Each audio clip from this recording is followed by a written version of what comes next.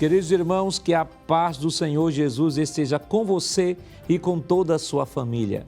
No programa Escola Bíblica Dominical de hoje, estudaremos a lição de número 5 do 4º trimestre com o tema O Lamento de Jó. Nesta lição, estudaremos sobre o momento em que Jó quebra o silêncio em uma lamentação pelas adversidades enfrentadas. Veremos também a definição do termo lamento à luz do Antigo e do Novo Testamento. Faremos algumas considerações sobre a lamentação do patriarca. E, por fim, quais as lições que podemos extrair do lamento de Jó e sua aplicação para a vida cristã. Quer aprender mais sobre este importante assunto? Então permaneça assistindo ao seu programa Escola Bíblica Dominical.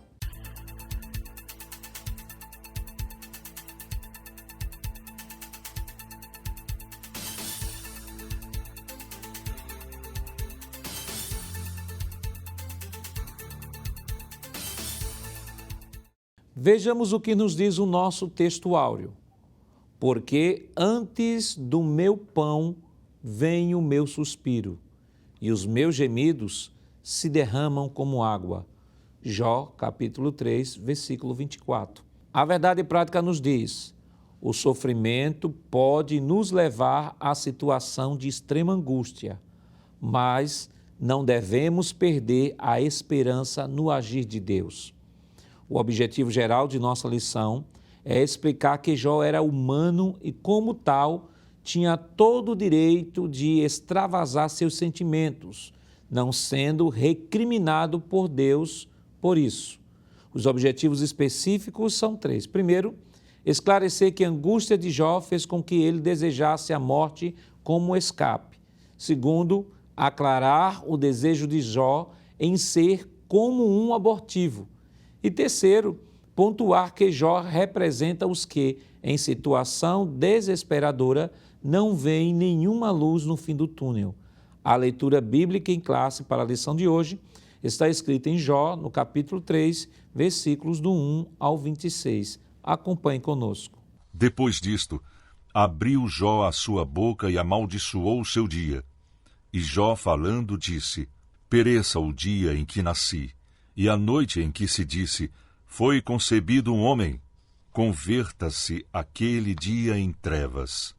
E Deus, lá de cima, não tenha cuidado dele, nem resplandeça sobre ele a luz.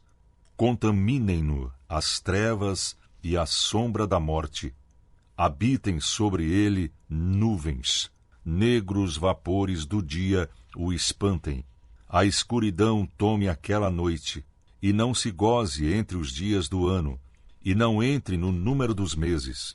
Ah, que solitária seja aquela noite, e suave música não entre nela. Amaldiçoem-na aqueles que amaldiçoam o dia, que estão prontos para fazer correr o seu pranto. Escureçam-se as estrelas do seu crepúsculo, que espere a luz, e não venha, e não veja as pestanas dos olhos da alva. Porquanto não fechou as portas do ventre, nem escondeu dos meus olhos a canseira. Por que não morri eu desde a madre? E em me saindo do ventre não expirei? Por que me receberam os joelhos? E por que os peitos para que mamasse? Porque já agora jazeria e repousaria, dormiria, e então haveria repouso para mim. Como os reis e conselheiros da terra, que para si edificavam casas nos lugares assolados, ou como os príncipes que tinham ouro, que enchiam as suas casas de prata, ou como o aborto oculto não existiria, como as crianças que nunca viram a luz. Ali os maus cessam de perturbar, e ali repousam os cansados. Ali os presos juntamente repousam, e não ouvem a voz do exator. Ali está o pequeno e o grande, e o servo fica livre de seu senhor. Por que se dá luz ao miserável e vida aos amargurados de ânimo, que esperam a morte e ela não vem, e cavam em procura dela mais do que de tesouros ocultos, que de alegria saltam e exultam, achando a sepultura? Porque se dá a luz ao homem cujo caminho é oculto e a quem Deus o recobriu? Porque antes do meu pão vem o meu suspiro, e os meus gemidos se derramam como água, porque o que eu temia me veio, e o que receava me aconteceu. Nunca tive descansado, nem sosseguei, nem repousei, mas veio sobre mim a perturbação. Para comentar a nossa lição hoje, contamos com a participação do evangelista Alessandro Barreto, pastor irmão Alessandro. A paz do Senhor, pastor Nath Jackson. E do presbítero irmão Jonathan Lucena, paz do Senhor, irmão Jonathan. A paz do Senhor, pastor Nath Jackson. Queridos irmãos, esta semana estamos estudando a lição de número 5, que tem como título O Lamento de Jó.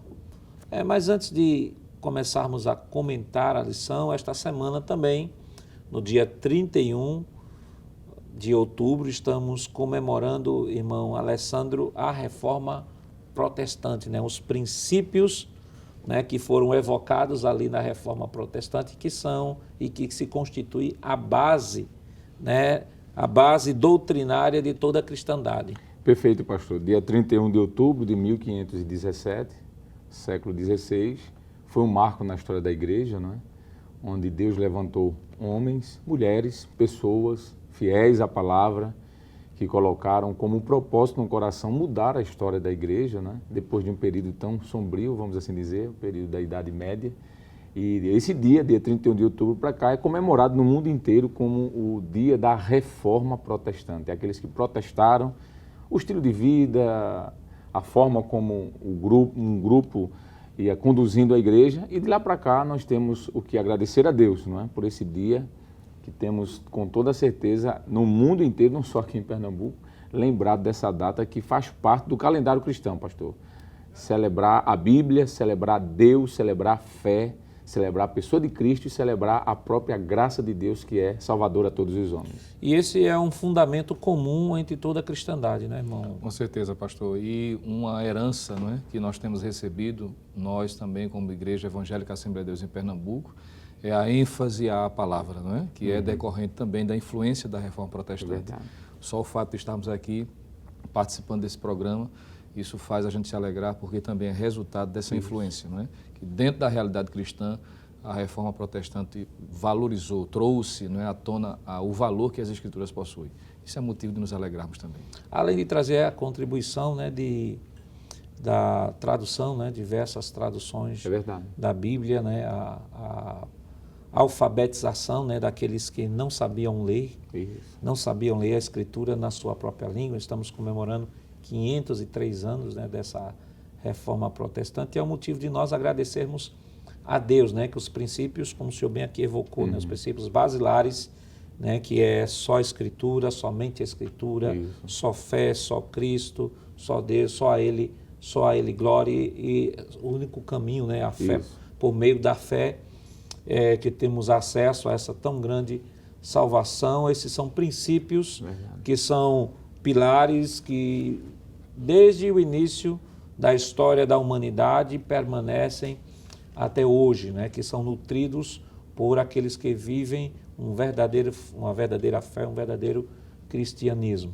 Mas a nossa lição hoje fala sobre o lamento de Jó. E como sempre fazemos, é prática aqui no nosso programa sempre trazer as definições, porque quando essas definições são trazidas de maneira bem mais clara, então fica mais fácil o professor introduzir a lição. Então, irmão Alessandro, o lamento de Jó, o que é que a gente pode comentar, ou primeiro definir a palavra lamento, introdutoriamente o lamento em si de Jó? Pois não, pastor. É interessante dizer também, antes de trazer essa definição, pastor, que a lição passada nós falamos sobre o drama de Jó. O drama é o que ele viveu. E aqui o lamento é o que ele reagiu, como ele reagiu àquilo que ele vivenciou. E a expressão lamento vem de uma palavra latina, lamento, que significa expressão de sofrimento. Quando alguém expressa uma dor, um sofrimento, uma angústia, então isso é um lamento. Existe a definição do dicionário da língua portuguesa que diz o seguinte, que lamento é ação de lamentar, lamentação, é ainda expressão de pesar, de mágoa, diante de um infortúnio. Ato de se expressar com lamentações e gemidos, pranto, queixa, gemido. E na Bíblia, pastor, há diversos textos, tanto no Antigo Testamento como no Novo, no hebraico e também no grego, que a Bíblia nos traz para a expressão lamentar. Não é? Inclusive, há um livro na Bíblia com o nome de Lamentações de Jeremias, onde ele vai externar ali todo o seu labor, seu lamento, sua dor, por aquilo que estava vivenciando o povo de Israel. No hebraico vem a expressão abal, que quer dizer um senso de tristeza interior profunda, uma lamentação, fala de um bater no peito, de chorar, de rasgar as suas vestes, de cortar. Quando os judeus rasgavam as suas vestes, eles estavam lamentando alguma situação que estavam vivenciando. Gênesis 34 e versículo 37 pode ser citado. E no grego nós também temos a expressão tréfeno e panfeo, que quer dizer também rasgar, lamentar, chorar, entristecer-se, se lamentar, levantar voz, em alta voz, chorar, gritar, pedir socorro. Então, há várias outras palavras que a gente poderia citar, mas penso que essas duas são suficientes. Textos como Mateus, pastor, capítulo de número 11, versículo 27, João, capítulo 16, versículo 20 e Marcos, capítulo 5, versículo 4, são textos que mostram no Novo Testamento a expressão lamentação ou lamento. Irmão Lucena, esse capítulo 3 de Jó, que vai falar sobre a lamentação de Jó, é o capítulo que pode-se dizer que se contrapõe, nos parece, de maneira até aparente, a descrição que Deus faz de homem reto, temente a Deus e tal. E a ideia que se passa pela descrição que Deus faz no capítulo 1 sobre Jó é de um homem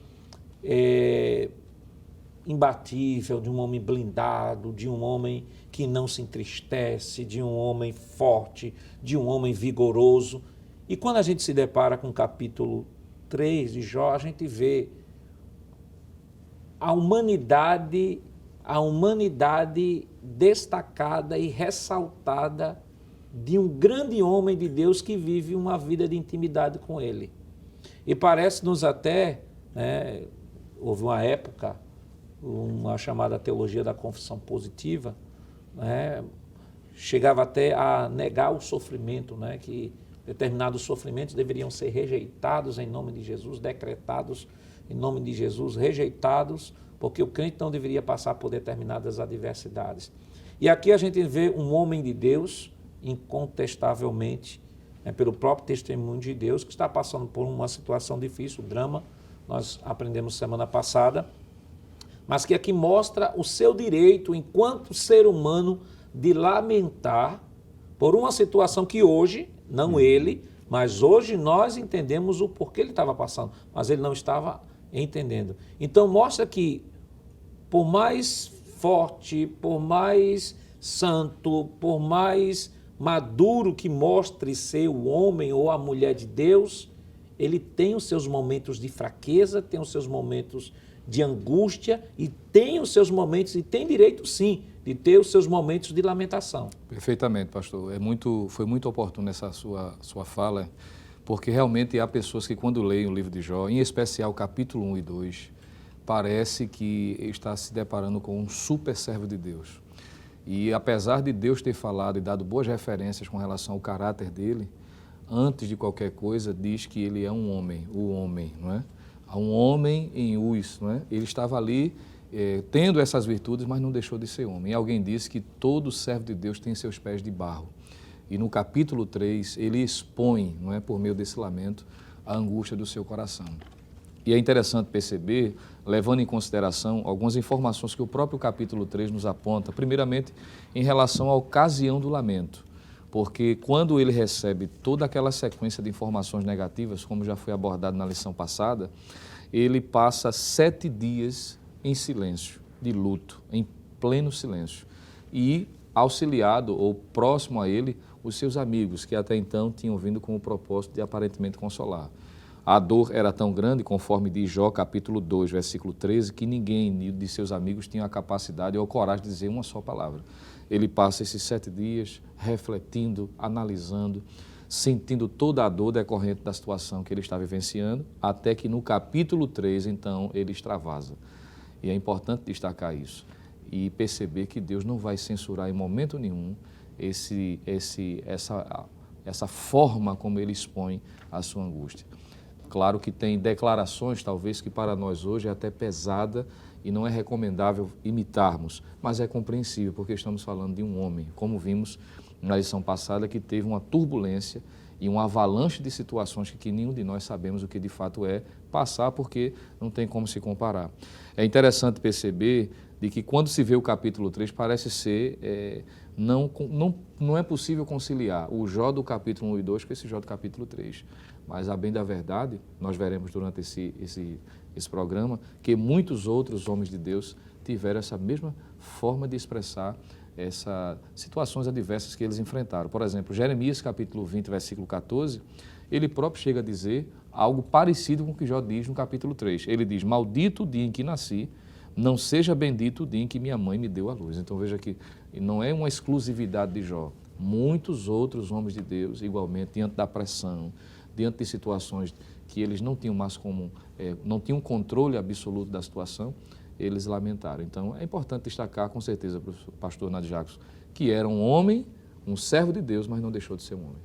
Até porque, irmão Alessandro, isso mostra de que é possível lamentar sem pecar. Como é possível se irar sem pecar?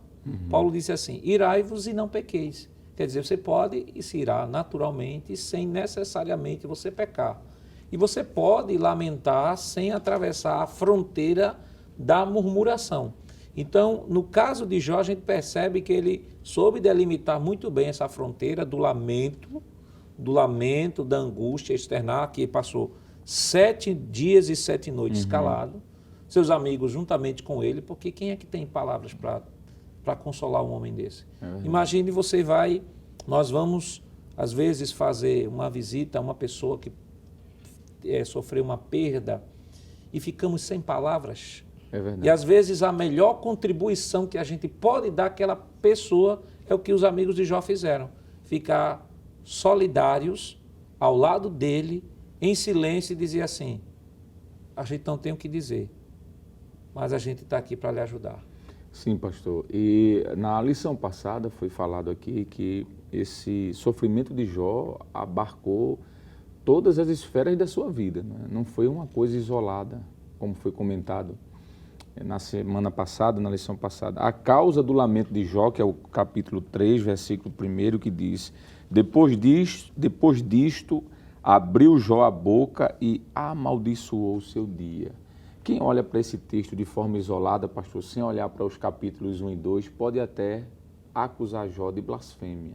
Quer dizer, Jó está aqui sendo, digamos assim, alguém que está blasfemando a Deus. Porque os versos seguintes vai dizer que ele, versículo 3, pereça o dia em que nasci, e a noite em que me disse foi concebido um homem. Converta-se aquele dia em trevas, e Deus lá de cima não tenha cuidado dele, nem resplandeça sobre ele a sua luz. Quando a gente olha para esse texto isoladamente, parece-nos que Jó estava aqui, digamos, blasfemando, murmurando, mas a bem da verdade não é isso. Quando nós olhamos para o contexto, nós vamos perceber que ele está saindo de uma situação extremamente difícil. Ele foi abalado na sua vida social, na sua vida familiar, na sua vida econômica, na sua vida espiritual.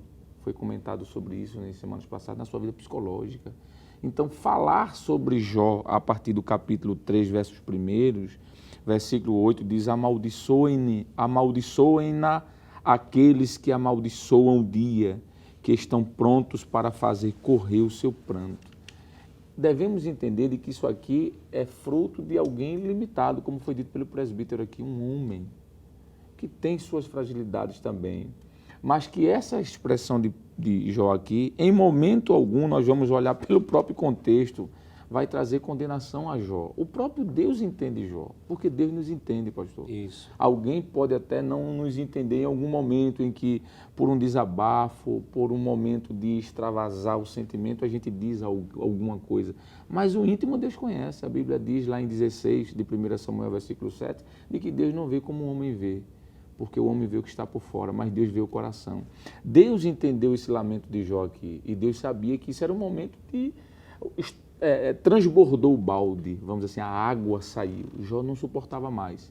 Mas no íntimo, Deus sabia de que Jó estava dizendo aquilo, mas não estava atribuindo mal a Deus, mas ele estava apenas dizendo, colocando para fora as causas do seu lamento, as dores que ele estava sofrendo naquele momento. E aí a gente observa que ele estava em um estado de luto, né? Com certeza. Estava em um estado de luto, não é fácil perder.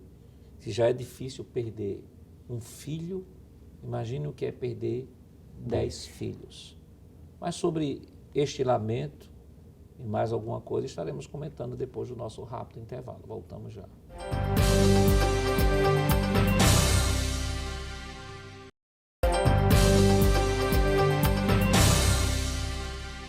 Queridos irmãos, estamos de volta em seu programa Escola Bíblica Dominical e nesta oportunidade estudando a lição de número 5, que tem como título O Lamento de Jó.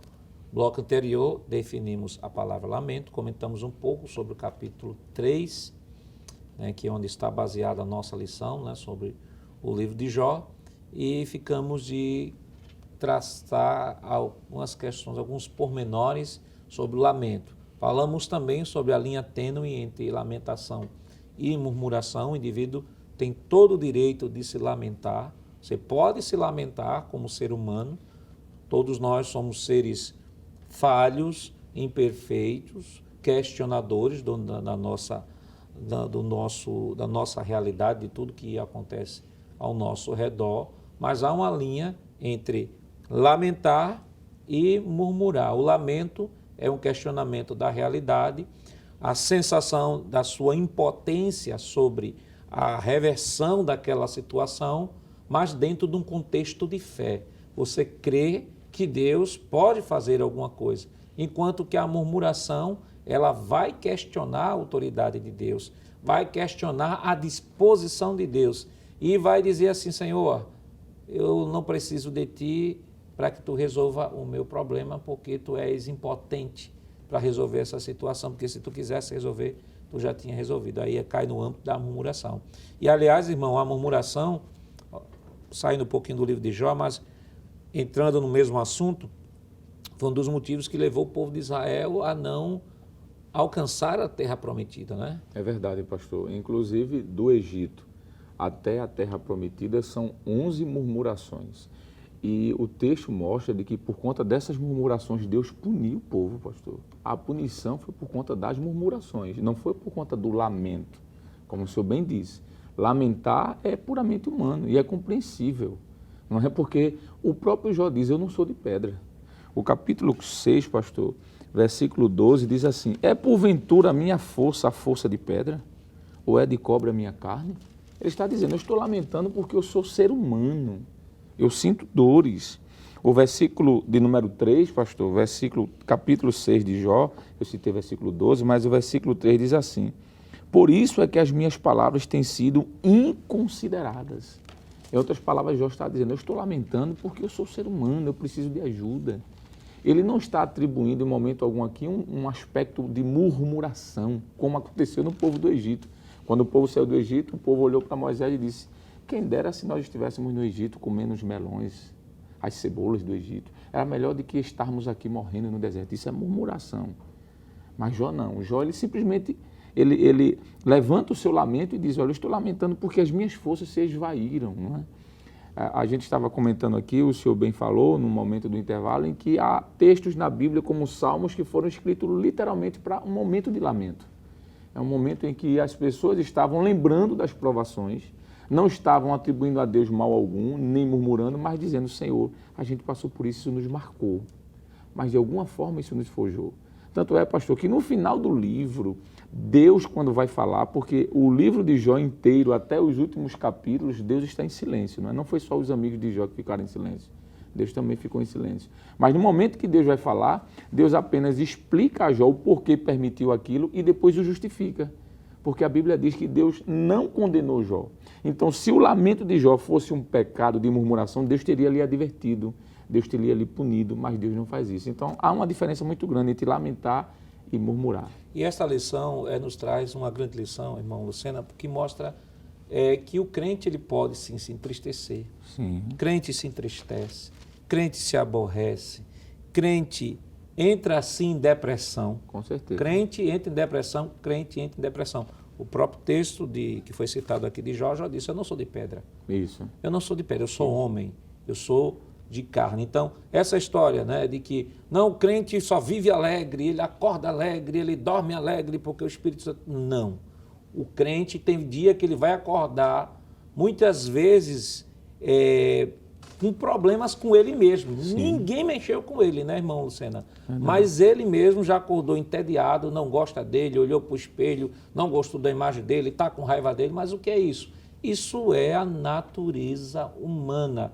E se em algum momento, meu irmão, você acordar, né, chega até aquele momento de você acordar, não está com vontade de orar, não está com vontade de ler a Bíblia, não está com vontade de fazer nada, está achando que você se desviou? Não, isso é seu coração, que ele varia, é o coração enganoso do homem, mas que ele deve ser trabalhado à luz de um princípio bíblico. Qual é o princípio bíblico? Jesus disse, estarei convosco todos os dias até a consumação dos séculos. Com certeza, pastor. E um dos grandes exemplos que nós temos é o próprio Senhor Jesus, né? Dentro da definição da palavra lamentação, lamento, que é expressar o momento de dor, de angústia, ele disse na cruz, né? Deus meu, por que me desamparaste? Ora, se o Filho de Deus, homem perfeito, teve a liberdade de expressão, de expor por meio de palavras aquilo que estava em seu coração, ele também está nos dando exemplo. Então a gente precisa entender, não é pelo fato de sermos crentes, servirmos a Deus, conhecermos a palavra, termos o Espírito Santo, de que isso vai nos tornar imune. Nós não somos supercrentes e, repito, não é uma expressão que escutei alguém dizer, todos nós temos os pés de barro. Então, Jó, na verdade, aqui está representando todos os servos de Deus que podem e enfrentam aqui e acolá momentos de altos e baixos. O apóstolo Paulo, o pastor Nadir Jacques, vai dizer de que dentro da batalha espiritual tem um dia mau. Ora, que dia mau é esse? Pode ser aplicado também em momentos de fragilidade. Tem dias que nós nos levantamos que parece que a última coisa que queríamos era abrir os olhos. Isso pode acontecer, de repente alguém dizer, meu Deus, por que eu não fiquei dormindo? Ou porque eu não cessou a minha existência? Jó também vai exatamente expressar isso.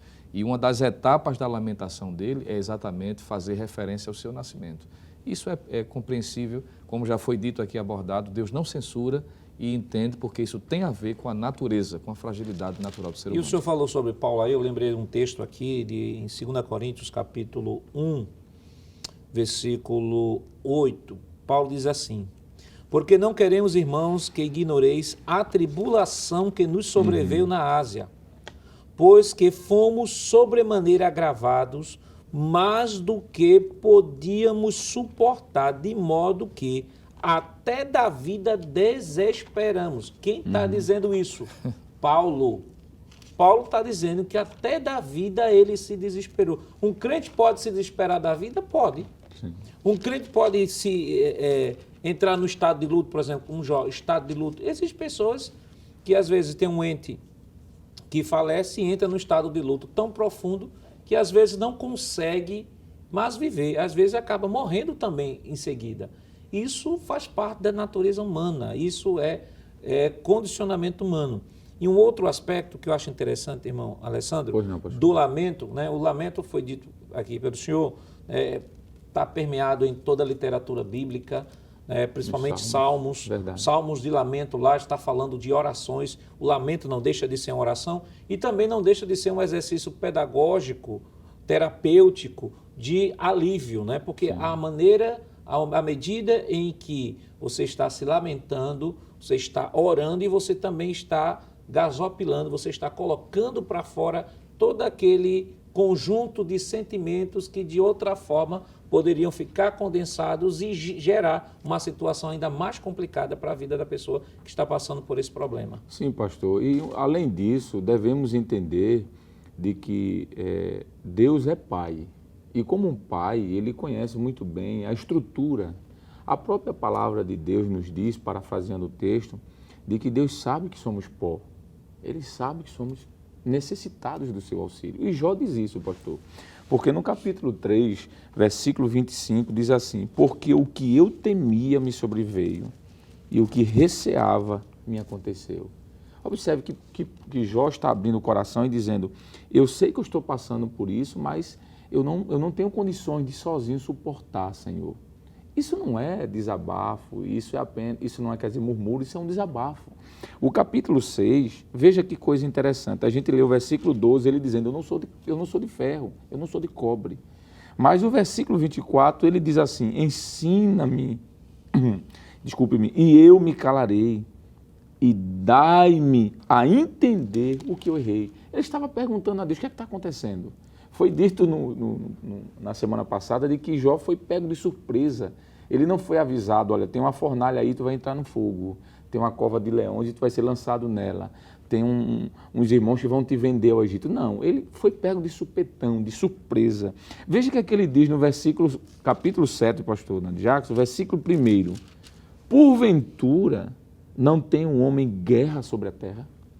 Em outras palavras, ele estava dizendo ali aos seus amigos que estavam lhe questionando, porque isso aqui é uma resposta de Jó aos primeiros questionamentos dos seus amigos. Ele estava dizendo, será que só sou eu que passo por problema? Vocês também não têm os seus pessoais? Será que vocês não têm seus dilemas? Então, o que nós aprendemos com isso aqui, pastor, como o senhor disse que foi muito, muito bom, é que todos nós estamos suscetíveis a passar por essa situação. Quando o presbítero Lucena citou a pessoa de Jesus, se sentindo sozinho, como ser humano, né? 100% homem.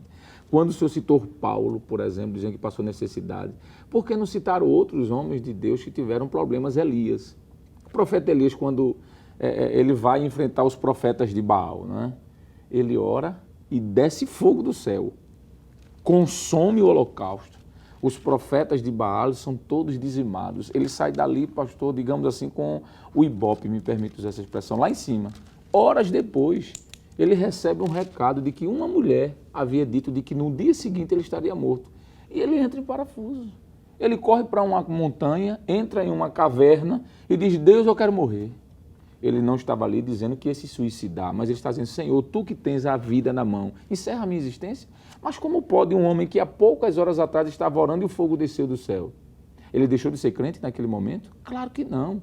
É porque há momentos na vida do crente que ele pode passar por altos e baixos. E isso não está ferindo aqui de forma alguma a sua sinceridade, a sua fidelidade, a sua retidão, mas está ferindo que, sobretudo, ele é vaso de barro, como disse Paulo escrevendo aos Coríntios no capítulo 4 e versículo 7, sua segunda carta. Ele disse, nós somos vasos de barro.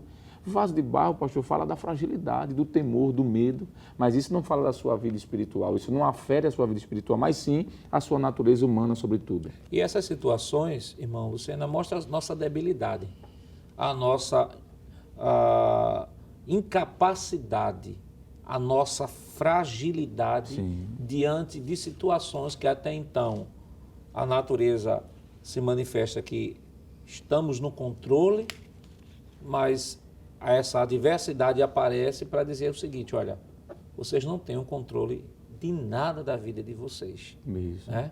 Vocês não têm o controle de nada, porque o controle de tudo está na mão do Deus soberano. Com certeza, pastor. E nós poderíamos dizer que, muito provavelmente, essa foi uma das razões pelas quais Deus permitiu Jó passar por isso, né? Para que ele aprendesse, sobretudo, a ainda mais depender de Deus. Porque, claro, a gente não está colocando aqui em jogo o caráter, porque o próprio Deus autenticou. Mas era uma forma de reafirmar, de confirmar e servir como referencial para os outros. Um homem mais rico do Oriente, claro, de repente alguém que tenha tantas riquezas como ele poderia se apoiar nas riquezas. E Deus permite situações adversas para que a gente possa depender totalmente dele. Jó experimenta essa situação, dando o exemplo que é possível sim o crente passar por tudo isso e se manter íntegro e que Deus se utiliza de situações para provar. O próprio apóstolo Paulo, o senhor falou 2 Coríntios 1:8, e eu me lembrei de Atos capítulo 27, quando ele estava atravessando aquela tempestade, aquele vento né, chamado Euroaquilão, e que o próprio texto diz que todos que estavam no barco, inclusive ele, porque a expressão utilizada em Atos 27 diz que ele mesmo se inclui onde as esperanças já não existia mais.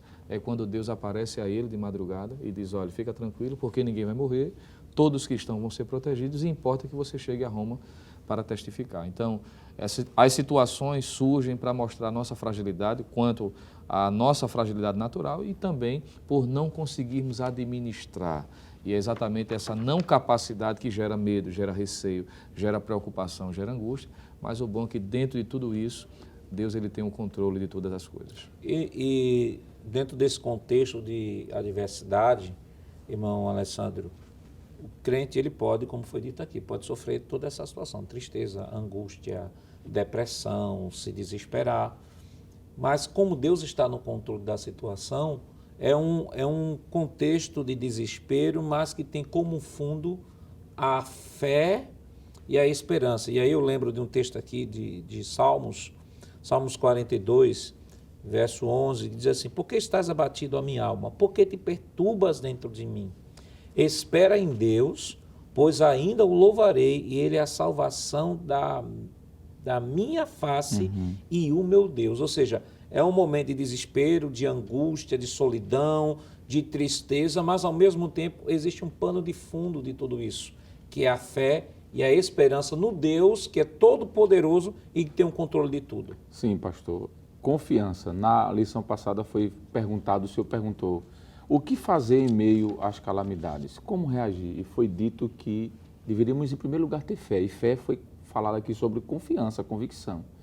E é isso que precisamos lembrar. Paulo, já que estamos citando alguns textos do Novo Testamento, estava em um momento de desespero. E o próprio Deus disse a ele: Paulo, a minha graça te basta. A minha graça vai te sustentar. Tu vais conseguir vencer, Paulo. Então é isso que nós devemos entender. Que temos nossos anseios, nossas dificuldades, nossas angústias, mas Deus, sobretudo, está conosco. É isso que capítulo 7 de Jó, voltando para Jó, versículo 11. Veja o que aqui diz o texto. Por isso, Jó falando, não reprimirei a minha boca, falarei da angústia do meu espírito e queixar-me-ei na amargura da minha alma. Aí, versículo 12. Aí ele diz, sou eu porventura o mar? Sou eu porventura a baleia, para que me pões em guarda? O que ele quis falar sobre mar e baleia? Mar fala de algo tremendamente grande, grandioso, forte. O mar tem força, tem poder. A baleia é um animal estrondoso. Ele estava dizendo, sou eu comparado a isso? Não, eu sou frágil.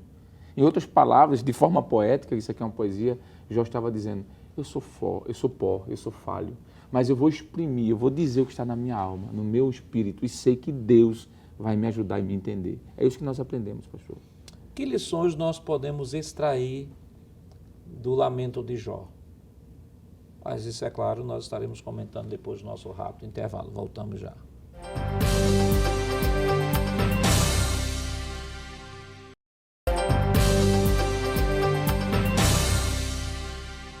Queridos irmãos, estamos de volta em seu programa Escola Bíblica Dominical para o último bloco, né, da lição desta semana, que estamos estudando a lição de número 5, que tem como título O Lamento de Jó. E ficamos para, neste bloco, vermos que lições nós podemos extrair sobre o lamento de Jó.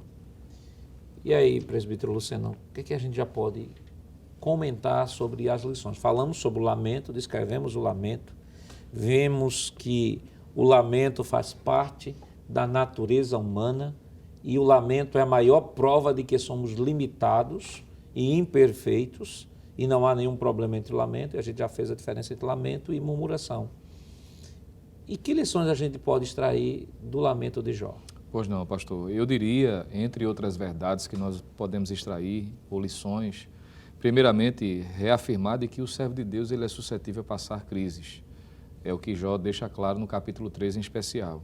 Mas, sobretudo, entender de que em meio a essas crises nós devemos superar. Não é? Afinal de contas, nós temos a esperança em Deus. É muito comum altos e baixos acontecerem na vida cristã.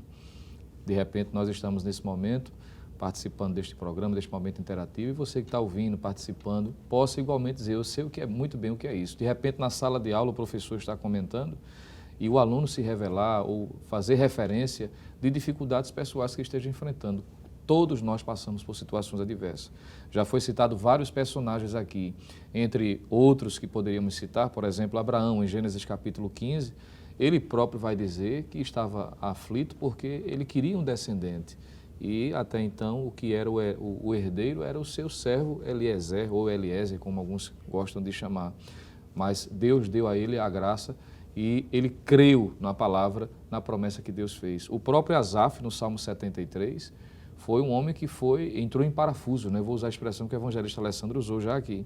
No Salmo 73 diz que quase que ele se desviou, porque ele começou a fazer comparação entre ele e aqueles que estavam à sua volta. E ele chegou a lamentar a tal ponto de dizer assim, tem sido em vão eu lavar as minhas mãos na inocência. Veja que a ideia que ele alimenta é que aparentemente tem sido em vão a fidelidade, até que Deus quebra o silêncio para ele e ele sente a necessidade de ir ao templo. E quando ele entra ao templo, aí, veja como é importante. Por isso que é importante estar lendo a Bíblia, estar na escola dominical, aprendendo com a convivência, com a realidade prática, para que uns aos outros podemos nos ajudar.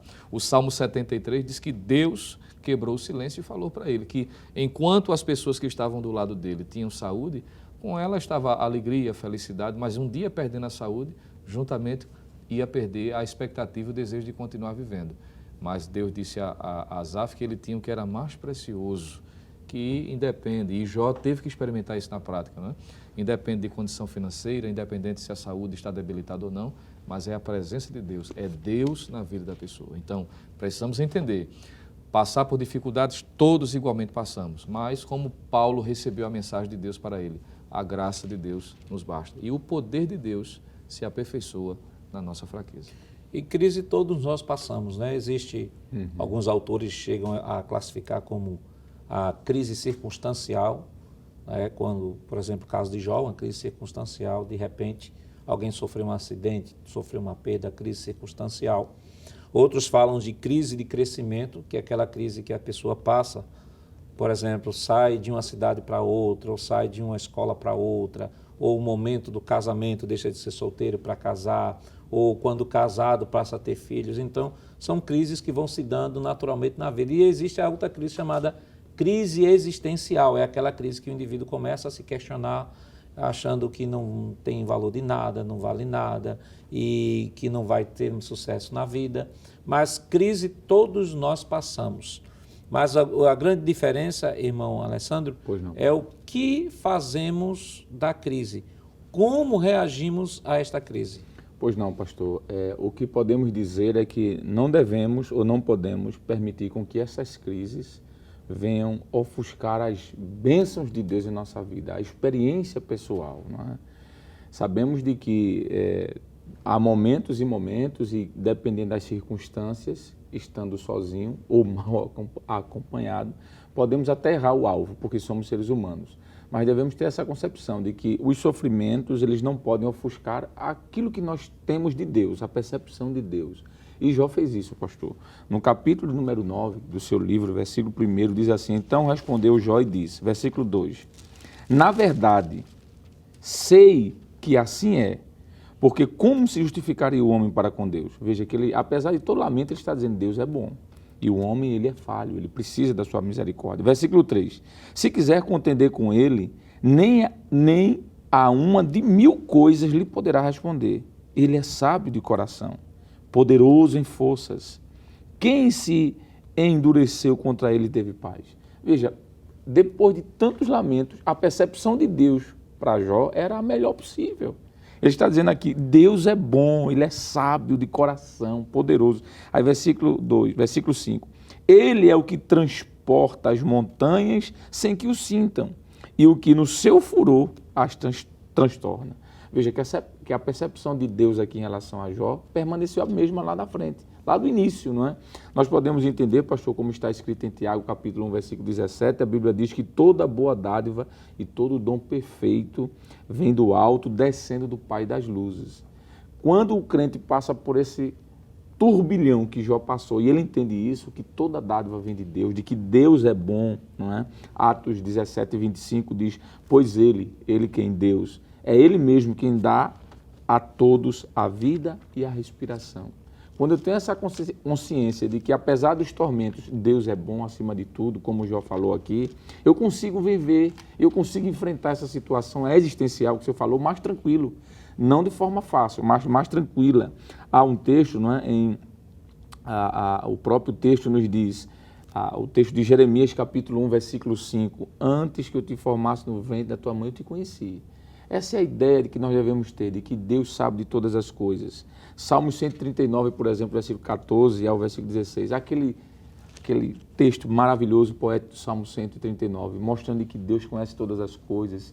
Antes que uma palavra chegue em minha boca, na minha mente, no meu coração, Ele já conhece. ter essa ideia de que Deus me conhece de forma profunda. Atos 17 e 28 remete a essa ideia da soberania de Deus, quando diz, portanto, o Lucas escrevendo a fala de Paulo, né? Portanto, porque nele vivemos, nele nos movemos, nele existimos. Veja, apesar das dificuldades, nós tendo consciência disso, de que estamos vivos, nos movendo, existindo, respirando, porque Ele que tem cuidado de nós. Então, essa é uma forma de vencer essas crises existenciais. Saber que os sofrimentos são reais, mas que eles não podem ofuscar essa percepção de quem Deus é na nossa vida. Existe um certo autor, irmão Lucena, que cita que Deus, como todo-poderoso, é apresentado todo o livro de Jó 31 vezes, como todo-poderoso, 31 vezes. Então, nos parece que fica mais claro na mente de algumas pessoas entender a soberania de Deus e Deus como ser todo-poderoso em todo o livro de Jó. Essa lição de hoje vem nos trazer o outro lado, né? Que a lição, de um modo geral, vai trabalhar sobre a fragilidade humana. E essa lição de hoje vai mostrar um lado que algumas pessoas às vezes acabam ignorando e, por não entenderem esse lado da fragilidade humana, acabam muitas vezes entrando numa crise e achando que nem crentes mais são, porque não conseguiram entender e conseguem entender perfeitamente a soberania de Deus, mas não conseguem entender que são pecadores, que são falhos, que são imperfeitos, que tem esses momentos de crise. Verdade. E que, a despeito desses momentos de crise, ele tem à disposição dele um Deus soberano que, como Paulo diz em Romanos 8 e 26, um Espírito que nos assiste em nossos momentos de fraqueza. E o entendimento, pastor, disso que o senhor acabou de falar, vai servir como antídoto exatamente para evitar determinados sentimentos contrários em meio a isso que é comum o crente viver. No momento de angústia, a gente precisa aprender a confiar e continuar nutrindo no coração o crendo no cuidado divino. Não é? O senhor falou aqui sobre essa realidade em Marcos 5, versículo 36, quando Jesus está adentrando a casa de Jairo, ele recebe a informação de que a filha havia acabado de morrer. E a ideia era, não incomode mais o mestre, então está tudo perdido. Jesus olha para ele e diz, creia somente, não temas, não é? Creia somente. Então precisa-se continuar crendo. Até porque a gente não vive por vista, não é? A Bíblia diz em 2 Coríntios, capítulo 5, versículo 7, que andamos por fé e não por vista. A Bíblia vai dizer, por exemplo, que a esperança cristã não está fundamentada nas circunstâncias. Romanos capítulo 8, versículo 24, versículo de número 25, nem muito menos nos bens materiais. Então, tudo isso a gente precisa entender. Em 1 Timóteo 6,17 diz que nós não podemos depositar nossa esperança nos bens terrenos, bens materiais, porque são limitados, mas sim em Deus. Confiar. E eu finalizaria dizendo nessa minha fala, por que nós devemos confiar em Deus? Primeiro, porque é um remédio contra a ansiedade, que é comum no momento da angústia. 1 de Pedro 5,7 diz, lançando sobre ele toda a vossa ansiedade, porque ele tem cuidado de vós. Segundo, Deus tem um controle. O senhor acabou de citar Romanos 8, versículo de número 26, entre outros versículos. Sabemos que todas as coisas cooperam para o bem daqueles que amam a Deus, de acordo com o seu decreto. E dizer que cada luta tem um começo, meio e fim. Salmo 30, verso de número 5. O choro pode durar uma noite, mas a alegria vem pela manhã. Então, vai passar. E por fim, de que o sofrimento é pedagógico. Então, tudo isso nós precisamos nos apoiar, crendo no cuidado de Deus, no cuidado diário. Crendo nisso, com certeza venceremos essas dificuldades. Que lição a gente pode extrair, irmão, dessa lição para trazer o professor que nos acompanha? Que depois da tormenta, pastor, sempre há algo de bom a ficar para a nossa história. Enquanto o presbítero estava falando aqui, eu lembrei daquele texto do profeta Abacuque, que também é um texto poético, pelo menos aquela parte do capítulo 3, quando ele diz, ainda que a figueira não floresça, nem haja fruto na vida, e ainda que falte o produto da oliveira. E ele continua dizendo, os campos não produzam mantimento, ainda que os rebanhos sejam exterminados, na malhada não haja mais animais nenhum. Ele diz, todavia, problema está existindo, não é? Mas ele diz assim, todavia eu me alegrarei no Senhor, exultarei no Deus da minha salvação. Entender de que os sofrimentos resultam em deixar experiências, não é? O próprio Jó, no capítulo 9, versículo 19, diz que quanto à força eu sei que ele é o forte. Veja, em meio a essa dificuldade que ele estava vivendo, ele diz, eu sei que ele é o forte, e como ele é o forte, ele me dará força.